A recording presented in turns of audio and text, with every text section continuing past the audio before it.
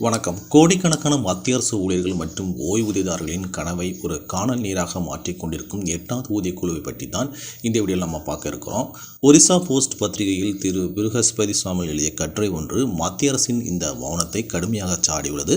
ஜனவரி 2025 8வது ஊதிய குழு அமைக்கப்படும் என அறிவிக்கப்பட்டது. ஆனால் 7 மாதங்கள் கடந்தும் எந்த ஒரு நடவடிக்கையும் இல்லை. இது விலைவாசி உயர்வு மற்றும் பணவீக்கத்தால் தவிக்கும் அரசு ஊழியர்களுக்கு செய்யப்படும் ஒரு நம்பிக்கை துரோகம் என அந்த கட்டுரை கூறுகிறது. ஒரு முக்கியமான கேள்வி எழுகிறது. ஊதிய குழுவின் பரிந்துரைகள் ஜனவரி 1, 2026 அன்று முதல் அமலுக்கு வர வேண்டும். கடந்த காலங்களில் ஊதிய குழுக்கள் தங்கள் பணியை முடிக்க 18 முதல் 24 மாதங்கள் எடுத்துக்கொண்டுள்ளன. அப்படியானால் இப்பொழுது காலதாமதம் செய்வது சரியான நேரத்தில் பரிந்துரைகளை சமர்ப்பிப்பதை தடுத்து நடைமுறை சாத்தியமற்ற ஒரு சூழலை உருவாக்கிவிட்டது.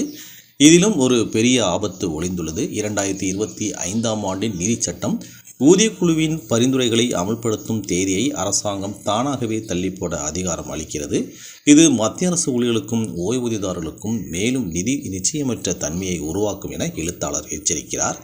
இதில் மற்றொரு அநீதியும் வெளிச்சத்துக்கு வந்துள்ளது. ஓய்வூதியதாரர்களிடையே வேறுபாடுகளை உருவாக்கவும் சமமான சிகிச்சை என்ற கொள்கைகளை நீர்த்து போக செய்யவும் அதே நிதி சட்டத்தில் ஒரு பிரிவு சேர்க்கப்பட்டுள்ளது. இந்த கால தாமதத்திற்கு முற்றிலும் முரண்பட்ட ஒரு நிகழ்வையும் அந்த கட்டுரை சுட்டிக்காட்டுகிறது.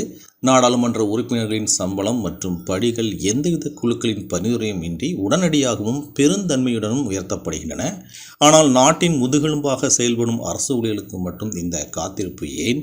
இது வெளிப்படையான ஒரு பாரபட்சம் அல்லவா? இதன் விளைவாக மத்திய அரசு ஊழியர்கள் மற்றும் தொழிலாளர் கூட்டமைப்பு பரந்த அளவில் போராட்டங்களை அறிவித்துள்ளது.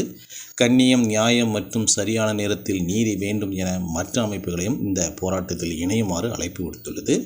8வது ஊதிய குழுவை அமைப்பது என்பது அரசாங்கத்தின் தயவால் செய்யப்படும் உதவி அல்ல. அது ஒரு சட்டப்பூர்வமான கடமை மற்றும் தார்மீக தேவை என அந்த கட்டுரை அழுத்தமாக பதிவு செய்கிறது.